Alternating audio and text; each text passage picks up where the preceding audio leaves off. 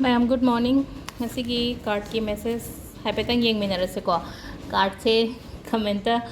totlaga tawbiyo on haibase yawe ko. Haidi totlaga tawbibase aina ngasai haidi totlaga logdi logthokpane ada kain tawge da haidi sum matam do amuk tot kani amuk chandokani haidi minute ani hum do save tawnabagi damakta aidi yaringe video se telange na khanbanina aduge keno tawbani ko. Ado haidi totpiyo on haibani ai totle ko ngasi dia. Haidi ma'am na hairakoi matungina ma'am ना हाइसे मी अमानी खतंग निको लोइना मुकुदी नते खरा खतंग ना हायरक पने को अदो card से spread तौरे को हम बगे से सिदगी लौथोक पिरसे को सिदगी अहुम खतंग लौथोक पिरसे card number 1 card number 2 card number 3 सिदा लेरे को कोई लौथोइबा कार्ड से दो सिंगे से लोइना खुमजन कर से को दो सिदा लौथोइबा कार्ड अहुम से कई मैसेज लाके नियंग से को अदु स्माइना हाइडी वीडियो से आइगी कनो से ट्राइपॉड स्टैंड से स्माइना हाइडी पैना जगह से आई खितंग फरक ताबदुने को हाइडी ngसाई सोमदे ममांगदे नमो काय हार को या को ममांगदे नंबदो जगह से थंबम लेताबगी ने आइना सोमदगी साइड तगी दम खंगबिरानी न को दम हाइडी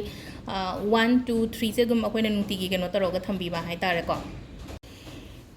अहम कार्ड से मिनरसे को अहम कार्ड से स्ट्रेंथ कार्ड है ले को स्ट्रेंथ कार्ड से हाइडी अदुम अखोगी स्ट्रेंथ हाइरगदी थौना लेबा हाइबने को हाइडी केनोम केनोम तवो मतम द लाइफ ता हाइ तारे को हाइडी ngasi gi oina अखोइना डेली ओइना येंगबनिना को थौना लेना थबक पांथोकबिबा हाइ तारे को हाइडी स्ट्रेंथ लेबा करेज लेबा हाइडी विल पावर लेबा खोप सुगुम मैम से हाइ तारे को हाइडी केनोमा नंगोंदा लाको मतम दा मायोगनबियो कीगनो ना हाइबने बसिदा आइगी वर्क प्लेस तो ओरो अमदा ओरो को हाइडी कीरगा मीना नमधनगनो यारिंगे हाइ तारे को नंगी नंगी स्ट्रेंथ नंगी कनो दो हाइडी पुथोगा हाइडी कनो तौबीबा हाइ फेस तौबीबा हाइ तारे अकीबगुम्बा थादोगा अदुगा अनी सुबगी से द फुल कार्ड है लाइ को द फुल कार्ड से सिदा को हाइडी नंगना कनो तौगे ना खलगदी हाइडी तौबीबा याइ को हजिसे काइबा केमता लेते तौरगे चपयुना हाइ तारे को हाइडी केमता अखोगी नॉलेज लेतबा थबक अमा लेरेना खलसेबा हाइडी सी थबक से आइगी लाइफ वेनदी इनौ नौना हौदोइनेबा तासु कैसु काइदेबा सी थबक से तौबीबा दा काइबा लेतेबा नंग तौरगे ना खलगदी अदुगा अहुम सुबगी सिना द डेविल है लाए को डेविल से खतंग कनो तवे को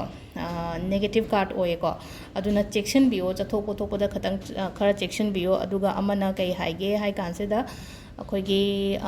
चिंजाकुंबदसु को हाइडी चिंजाक फत्तबगुंबा चाबगुंबा लेना को अदुगुंबा अदुमाइना लेबिरगदी थादोपियो को हाइडी आइगोंदा फत्तबा पोट से हैबिट का एडिक्ट का से खरा खेनै न को मीजिंसे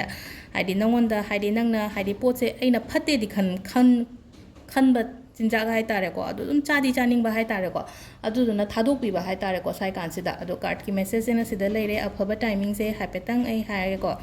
अयुकी पुंग 5 गा मिनिट 5 साइदगिना पुंग 3 मखाइ फाव फै को अयुक से अदुदगी मतुंगदा पुंग 3 का 3 मिनिट 10 साइदगिना पुंग 2 गा मिनिट 10 फाव फैये दुगा नुंदिन तालकेदना अमु पुंग 3 गा मिनिट 90 दगिना नुंदावरंगी पुंग 3 का मिनिट 90 फावम फरे को अदुगा अथेंबगिना पुंग 3 का मिनिट 3 नहीं कनो 13 का मिनिट 3 हाइबा अहिंगी से 13 का मिनिट 3 तगिना 12 का मिनिट 53 फावम फरे को टाइमिंग से को अदुगा सगोन से नुमित को ngasi सगोन से नुमित सगोन से नुमित से कोइना कई तौबा यागे हाइ कांसे अहामबदा मचू हैना से को मचू से लोइ खंगबिरमनी हाइदी अदुम वीडियो रेगुलर येंबा कांगबु ngaiदी हाइदी येलो मचू सेटपिगदबने अदुगा यारगदी कोकलुगनो माइना हाइबिरे को अदुगा सिदा अखोगी यारिंगे हंगपान मचू से ngasi से यूज तौबीबा हाइ तारे को चाबा खोटपदा ओइरगसु को हाइदी हंगपान मचूगी